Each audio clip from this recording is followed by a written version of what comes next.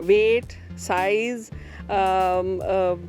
Skin colour, ये सब number है और ये सब हमारे दिमाग में है या फिर सोसाइटी के बनाए हुए ब्यूटी स्टैंडर्ड्स हैं। फिर मुझे लगा कि भाई अब हो गया, अब अपने लिए जीना है।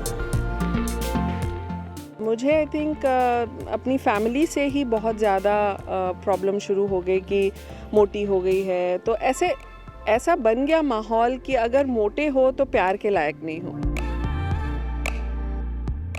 ज़िंदगी मेरी ना दोहरी हो गई थी। एक ऑफिस की ज़िंदगी थी जहाँ पे मैं अलग ही पर्सनालिटी थी, या फिर जो आप मुझे आज देख रहे हैं वैसी पर्सनालिटी थी। तो मुझे ऐसे ही था कि मुझे तो काफ़ी देर से रियलाइज़ हुआ कि ये जो हो रहा है ये नहीं होना चाहिए, ये गलत है। उस टाइम से जब एक बार समझ आ गई तो दिमाग में बैठा कि नहीं, अब कुछ करना है।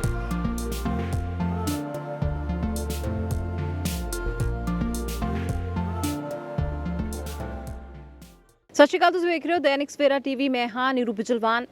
Age is just a number and ਸ਼ਾਇਦ ਬੋਡੀ ਵੀ ਜੋ ਹੈ ਉਹ ਇੰਨੀ ਨਹੀਂ ਚਾਹੀਦੀ ਹੈ। ਹਮੇਸ਼ਾ ਗਲਾਸ ਬੋਡੀ ਦੀ ਹਮੇਸ਼ਾ ਗੱਲ ਕਰਦੇ, ਲੇਕਿਨ ਦਿਪਤੀ ਰਿਸ਼ੀ ਮੇਰੇ ਨਾਲ ਇੱਥੇ ਮੌਜੂਦ ਨੇ, ਗਲੈਮਰਸ ਮਿਸਿਸ ਇੰਡੀਆ ਵਿਨਰ ਨੇ। ਤੇ ਸਭ ਤੋਂ ਵੱਡੀ ਗੱਲ ਹੈ ਮੈਮ, ਇਸ ਉਮਰ ਦੇ ਵਿਚਕਾਰ ਵੀ ਤੁਹਾਡੇ 'ਚ ਹਿੰਮਤ ਦੇਖ ਕੇ ਇੱਦਾਂ ਲੱਗਦਾ age is just a number and I think body ਜੋ ਹੈ ਉਸ 'ਤੇ ਵੀ ਕੋਈ ਉਹ ਟੈਨਸ਼ਨ ਲੈਣ ਦੀ ਲੋੜ नहीं है। वट एवर यू आर ये बिल्कुल आपने ठीक कहा। Age, weight, size,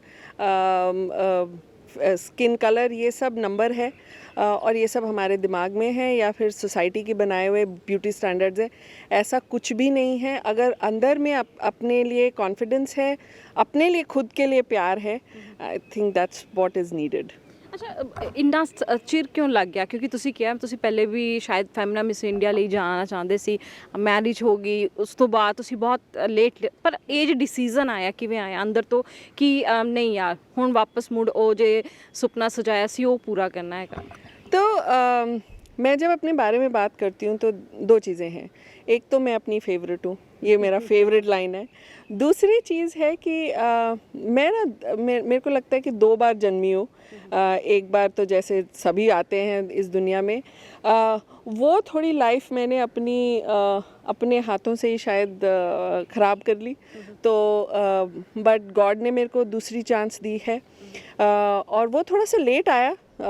second birth जो मैं अपने आप का बोलती हूँ वो थोड़ा सा लेट आया। 20 तब तक मेरी सारी जिम्मेदारियाँ ख़त्म हो चुकी थी टुवर्ड्स फैमिली। मेरे बेटे को पढ़ाना था, वो भी ख़त्म हो गया, उसका भी ग्रेजुएशन हो गया। तो फिर मुझे लगा कि भाई अब हो गया, अब अपने लिए जीना है। ਬਿਲਕੁਲ ਮੈਮ, ਸੋਸ਼ਲ ਮੀਡੀਆ 'ਤੇ ਬਹੁਤ ਸਾਰੇ ਅਜਿਹੇ ਐਗਜ਼ਾਮਪਲ ਹੈ, ਜਿਵੇਂ ਕਿ ਤੁਸੀਂ ਸਾਡੇ ਸਾਹਮਣੇ ਇੱਕ ਐਗਜ਼ਾਮਪਲ ਖੜੇ ਹੋ, ਲੇਕਿਨ ਸਭ ਤੋਂ ਵੱਡੀ ਗੱਲ ਹੈ ਉੱਥੇ ਦਰਸ਼ਕ ਸਮਝਣਾ ਚਾहेंगे ਫਰਸਟ ਬਰਥ ਤਾਂ ਜੋ ਅਸੀਂ ਆਉਂਦੇ ਨੇ, ਜੇ ਸੈਕਿੰਡ ਬਰਥ ਦੀ ਗੱਲ ਕਰ ਰਹੇ ਹੋ ਤੁਸੀਂ, ਉਸ ਤੋਂ ਵਿਚਕਾਰ ਕੀ ਹੋਇਆ, ਅਜਿਹਾ ਕੀ ਸੀ ਕਿ ਸ਼ਾਇਦ ਤੁਸੀਂ ਕਿਹਾ ਕਿ ਇਹ ਮੇਰਾ ਸੈਕਿੰਡ ਬਰਥ ਹੈ, ਉਸ ਤੋਂ ਬਾਅਦ ਮੈਨੂੰ ਜ਼ਿੰਦਗੀ ਜੀਣ ਦਾ ਮੌਕਾ ਮਿਲਿਆ? हाँ, 20 साल की मेरी शादी थी। 21 साल की उम्र में मैंने शादी करी, लव मैरिज थी।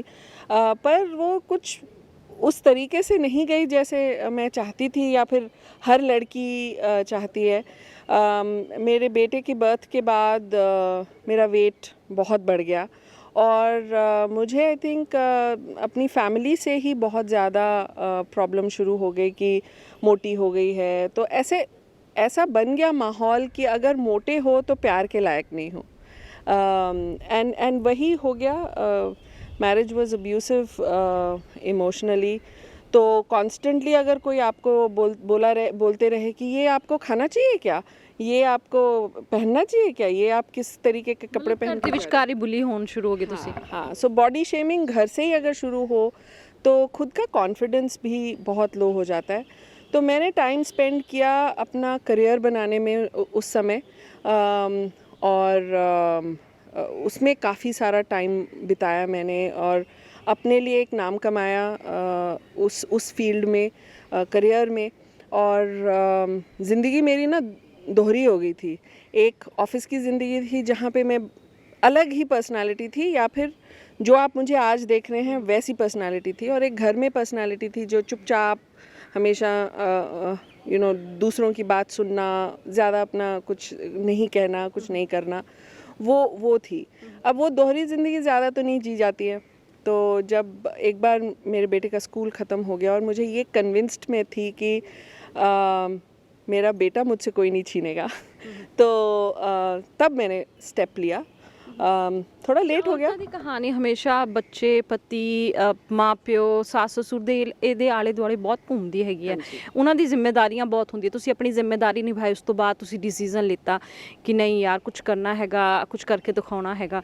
ਆ ਜੇ ਇਹ ਸਭ ਬੁਲੀ ਹੁੰਦੇ ਰਹੇ ਘਰ ਦੇ ਵਿਚਕਾਰ, ਆਪਾਂ ਬਾਹਰ ਤਾਂ ਸੁਸਾਇਟੀ ਤੇ ਗੱਲ ਤਾਂ ਆਪਾਂ ਵੱਖਰੀ ਛੱਡ ਦਈਏ, ਜਦ ਘਰ ਦੇ ਵਿਚਕਾਰ ਸ਼ੁਰੂ ਹੋ ਜਾਂਦਾ ਔਰਤਾਂ ਦੇ ਨਾਲ ਇਸ ਤਰ੍ਹਾਂ ਦਾ ਵਿਵਹਾਰ, ਆਪਾਂ ਇਸ ਨੂੰ ਡੋਮੈਸਟਿਕ ਵਾਇਲੈਂਸ ਹੀ ਕਹਾਂਗੇ ਇੱਕ ਤਰੀਕੇ ਦੇ ਨਾਲ। ਕਿਵੇਂ ਦੇਖਦੇ ਹੋ ਬਹੁਤ ਸਾਰੇ ਹੁਣ ਐਗਜ਼ਾਮਪਲ ਸੈੱਟ ਨੇ ਜਿੱਥੇ ਡੋਮੈਸਟਿਕ ਵਾਇਲੈਂਸ ਤੋਂ ਬਾਹਰ ਨਿਕਲੀਆਂ ਨੇ ਔਰਤਾਂ, ਲੜਾਈ ਲੜੀ ਹੈਗੀ, ਪੜ੍ਹੇ ਲਿਖੇ ਤੁਸੀਂ ਹੋ, ਆਰਮੀ ਬੈਕਗਰਾਊਂਡ ਤੋਂ ਹੋ, ਤਾਂ ਇਹ ਜੇ ਲੜਾਈ ਸੀ ਕਿੰਨੀ ਕੁ ਲੰਬੀ ਸੀ ਤੇ ਅੰਦਰ सेल्फ कॉन्फिडेंस ली की था? पहले तो मैं बोलूँगी कि सबसे बड़ी प्रॉब्लम हमारे में है जो कि डाउन नेगेटिव है, वो है सहन शक्ति। औरतों में बहुत ज़्यादा सहन शक्ति है और क्योंकि इतनी ज़्यादा है तो हम सहते रहते, हमें लगता भी नहीं कि हम सह रहे हैं। तो मुझे ऐसे ही था कि मुझे तो काफ़ी देर से रियलाइज़ हुआ कि ये जो हो रहा है ये नहीं होना चाहिए, ये गलत है। काफ़ी देर से रियलाइज़ हुआ और उस टाइम से जब एक बार समझ आ गई तो दिमाग में बैठा कि नहीं अब कुछ करना है। तब तक जो फ़ायदा मेरे को लगा मेरे पास था वो था फाइनेंशियल इंडिपेंडेंस। और ये एक चीज़ है जो मैं हर औरत को बोलूँगी ज़रूरी है। कोई ज़रूरी नहीं है कि आपको जाके काम करना है। आप भले ही होम मेकर हों, आप भले ही घर में अपना काम करते हों, आपका बहुत एक ज़रूरी एस्पेक्ट है वो अपने लिए कुछ एक पूंजी अलग से रखनी ज़रूरी है। कोई ज़रूरी नहीं कि आपके पति या घर वाले आपके साथ कुछ बुरा करेंगे, बट डेस्टिनी इज़ डेस्टिनी ना, कुछ भी हो सकता है। कोविड ने अगर एक चीज़ हमें सिखाई है वो ये सिखाई है कि कभी भी कुछ भी हो सकता है, तो उसके लिए आपको खुद को प्रिपेयर्ड रखना है। ਸਭ ਤੋਂ ਵੱਡੀ ਗੱਲ ਜੇ ਤੁਸੀਂ ਕਹੀ ਨਾ ਫਾਈਨੈਂਸ਼ੀਅਲ ਇੰਡੀਪੈਂਡੈਂਟ, ਇਹ ਕੁੜੀਆਂ ਦੇ ਵਿਚਕਾਰ ਹੋਣਾ ਚਾਹੀਦਾ ਤਾਂ ਜੋ ਕੁੜੀਆਂ ਕਿਤੇ ਨਾ ਕਿਤੇ ਉਹ ਹਮੇਸ਼ਾ ਕਹਿੰਦੇ ਨੇ ਪਹਿਲੇ ਮਾਪਿਓ ਤੇ ਡਿਪੈਂਡੈਂਟ ਹੁੰਦੀਆਂ, ਫਿਰ ਪਤੀ ਤੇ ਫਿਰ ਪੁੱਤ ਤੇ ਡਿਪੈਂਡ ਹੁੰਦੀਆਂ ਨੇ, ਕਿਉਂਕਿ ਅੱਗੇ ਪਤਾ ਨਹੀਂ ਸਿਨੈਰੀਓ ਕੀ ਹੋਣਾ। ਉਹ ਇੰਡੀਪੈਂਡੈਂਸੀ ਤੁਸੀਂ ਬਹੁਤ ਵਧੀਆ ਗੱਲ ਕਹੀ ਹੈ। ਲੇਕਿਨ ਜੇ ਹੁਣ ਔਰਤਾਂ ਕਾਫੀ ਅੱਗੇ ਵੀ ਜਾ ਚੁੱਕੀਆਂ ਨੇ, ਬਹੁਤ ਹਜੇ ਵੀ ਆਪਾਂ ਕਹੀਏ ਇੱਕ ਤਬਕਾ ਹੈਗਾ ਗਰੀਬ ਤਬਕਾ ਜਿੱਥੇ ਹਜੇ ਵੀ ਔਰਤਾਂ ਨੇ ਜੋ ਸ਼ਾਇਦ ਆਪਣੇ ਪਤੀ ਤੋਂ ਆਪਣੇ ਮਾਪਿਓ ਤੋਂ ਪੁੱਛੇ ਬਗੈਰ ਕੋਈ ਕਦਮ ਨਹੀਂ ਚੁੱਕਦੀਆਂ ਹੈਗੀਆਂ। ਹਜੇ ਵੀ ਬਹੁਤ ਸਾਰੀ ਅਜਿਹੀਆਂ ਸੋਸ਼ਲ ਮੀਡੀਆ ਤੇ ਖਬਰਾਂ ਆ ਜਾਂਦੀਆਂ, ਬਹੁਤ ਕੁਝ ਅਜਿਹਾ ਆ ਜਾਂਦਾ ਦੇਖਣ ਨੂੰ ਜਿੱਥੇ ਲੱਗਦਾ ਕਿ ਹਜੇ ਵੀ ਇੱਕ ਤਬਕਾ ਹੈਗਾ, ਭਾਵੇਂ ਆਪਾਂ ਕਹਿ ਲਈਏ ਕਿ ਆਪਾਂ 21ਵੀਂ ਸਦੀ ਦੇ ਵਿਚਕਾਰ ਨੇ, ਪਰ ਹਜੇ ਵੀ ਇੱਕ ਤਬਕਾ ਹੈਗਾ ਜੋ ਹਜੇ ਵੀ ਪਤੀ ਤੇ ਮਾਪਿਓ ਦੀ ਗੱਲ ਸੁਣਦਾ ਹੈ ਤੇ ਸਮਝਦਾ ਹੈ ਤੇ ਉਹਨਾਂ ਦੀ ਹਾਂ ਤੋਂ ਬਗੈਰ ਕੋਈ ਕੰਮ ਨਹੀਂ ਕਰਦਾ। हाँ जी, तो वो तबका ना आप छोटा नहीं है और ऐसे नहीं कि वो एक सोशल स्टेटस का तबका है। आप देखेंगे high class society, middle class, सब जगह में ये प्रॉब्लम है। वो एक सोच है जो कि मिटानी मुश्किल है। बहुत सारे लोग उससे उभर पाए हैं, फैमिलीज़ उभर पाई हैं, माँ बाप जो होते हैं वो अपनी लड़की को अलग नज़रिए से देखने शुरू कर दिया है। पर अभी भी जैसे मैं जो पैजेंट में गए थे उसमें एक विनर थी जो फर्स्ट रनर्स अप थी, वो अपने पति को बिना बताए आई थी और हमने उससे पूछा कि क्यों ऐसा क्यों किया आपने, तो ये उनको समझ ही नहीं आएगी, उनको उनकी सपोर्ट ही नहीं है मेरे को, पर करना है, जुनून होता है वो करना है। तो दो चीज़ें हैं जो मैं हमेशा कहती हूँ, वो एक ये है कि अपनी जो वैल्यू सिस्टम है, वैल्यूज़ हैं, संस्कार हैं, वो संस्कार नहीं छोड़ने हैं, ठीक है। पर ये कि आप ये नहीं कर सकते और ये आप बाहर नहीं जा सकते, वो संस्कार नहीं है, वो बंदिश है, ठीक है। आप अपने संस्कार, respect for the values that you have, वो कभी नहीं छोड़नी है, लेकिन अपना पैशन जो है ना उसको थोड़ा सा आपको तो लड़ाई करनी पड़ेगी, थोड़ी आवाज़ तो खुद उठानी पड़ेगी। ਤੁਸੀਂ ਸੰਸਕਾਰ ਤੇ ਬੰਦਿਸ਼ ਦੀ ਗੱਲ ਕੀਤੀ ਹੈਗੀ, ਦੋਨੋਂ ਬਹੁਤ ਵੱਖਰੇ ਹੈਗੇ ਆ ਲੇਕਿਨ ਤਰਾਜ਼ੂ ਇੱਕ ਹੀ ਵਿੱਚ ਹੀ ਆ ਜਾਂਦੇ ਨੇ।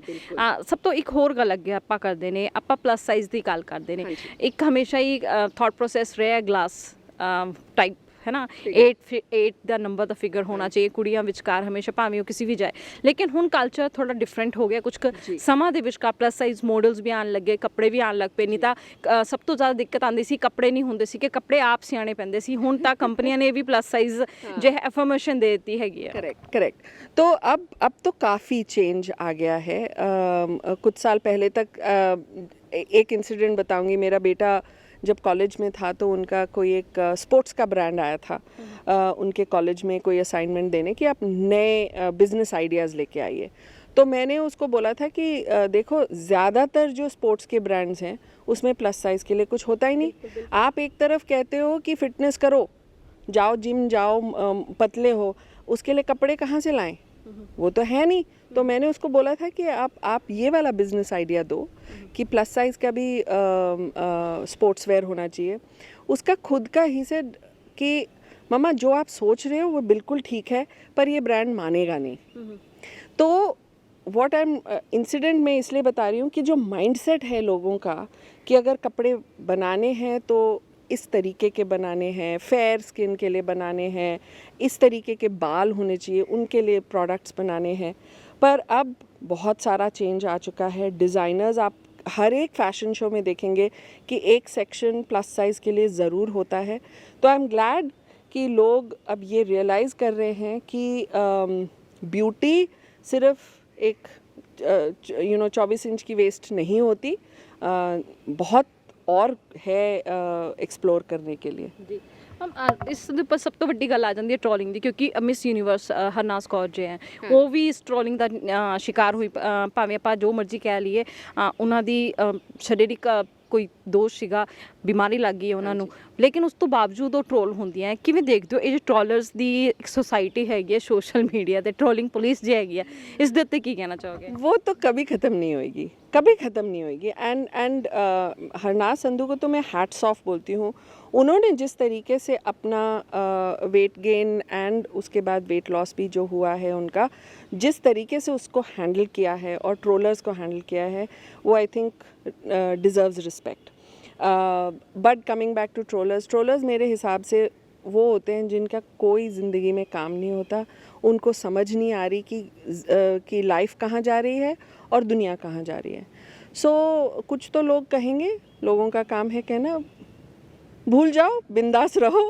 ਬਿਲਕੁਲ ਇੱਕ ਬਿੰਦਾਸ ਉਸਦੀ ਛਵੀ ਜੇ ਹੈ ਦੀਪਤੀ ਜੀ ਪੇਸ਼ ਕਰ ਰਹੇ। ਲੇਕਿਨ ਸਭ ਤੋਂ ਵੱਡੀ ਗੱਲ ਹੈ ਜੋ ਇਸ ਇੰਟਰਵਿਊ ਦੇ ਦੌਰਾਨ ਰਹੀ ਕਿ ਫਾਈਨੈਂਸ਼ੀਅਲ ਇੰਡੀਪੈਂਡੈਂਸੀ ਹੋਣਾ ਜੇ ਹੈ ਕੁੜੀਆਂ ਲਈ ਬਹੁਤ ਜ਼ਰੂਰੀ ਹੈ ਅੱਜ ਦੇ ਸਮੇਂ ਦੇ ਵਿਚਕਾਰ। ਇਹ ਜ਼ਰੂਰੀ ਨਹੀਂ ਹੈ ਕਿ ਅੱਗੇ ਵਾਲੇ ਆਉਣ ਵਾਲੇ ਦਿਨਾਂ ਦੇ ਵਿਚਕਾਰ, ਭਵਿੱਖ ਦੇ ਵਿਚਕਾਰ ਕੀ ਕੁਝ ਹੋਏਗਾ, ਲੇਕਿਨ ਕਹਿੰਦੇ ਨੇ ਸਮੇਂ ਤੋਂ ਸਾਰ ਹਮੇਸ਼ਾ ਆਪਣੀ ਜ਼ਰੂਰਤ ਦੇ ਹਿਸਾਬ ਹਰ ਚੀਜ਼ ਮੁਹੱਈਆ ਜੇ ਹੈ ਆਪ ਹੀ ਕਰਨੀ ਚਾਹੀਦੀ ਹੈ। ਸਭ ਤੋਂ ਵੱਡੀ ਗੱਲ ਦੂਜੀ ਆ ਗਈ ਸੋਸ਼ਲ ਟ੍ਰੋਲਿੰਗ ਦੀ, ਯਾਨੀ ਕਿ ਸੋਸ਼ਲ ਪੰਡਿਤ ਜੀ ਨੇ, ਜੋ ਬਹੁਤ ਸਾਰੇ ਅਜਿਹੇ ਮਾਹਿਰ ਨੇ ਜਿਹਨੂੰ ਆਪਣੇ ਆਪ ਨੂੰ ਸੋਚਦੇ ਨੇ ਕਿ ਸਭ ਤੋਂ ਜ਼ਿਆਦਾ ਇੰਟੈਲੀਜੈਂਟ ਨੇ, ਉਹ ਜੋ ਟ੍ਰੋਲ ਕਰਦੇ ਆ ਨਾ, ਉਹਨਾਂ ਦੇ ਉੱਤੇ ਵੀ ਤੰਜ ਹੈਗਾ। ਕਿਉਂਕਿ ਜਿਸ ਤਰੀਕੇ ਦੇ ਨਾਲ ਮਿਸ ਯੂਨੀਵਰਸ ਰਹੀ ਹਰਨਾਜ਼ ਸੰਧੂ ਨੇ ਆਪਣੇ ਆਪ ਨੂੰ ਇੱਕ ਮਿਸਾਲ ਦੇ ਤੌਰ ਤੇ ਪੇਸ਼ ਕੀਤਾ, ਉਹ ਵੀ ਇੱਕ ਦੇਖਣ ਵਾਲੀ ਗੱਲ ਹੈ। ਕੈਮਰਾਮੈਨ ਦੀਪਕ ਦੇ ਨਾਲ ਨੀਰੂ ਬਿਜਰਮਾਨ, ਦੈਨਿਕ ਸਵੇਰਾ ਟੀਵੀ।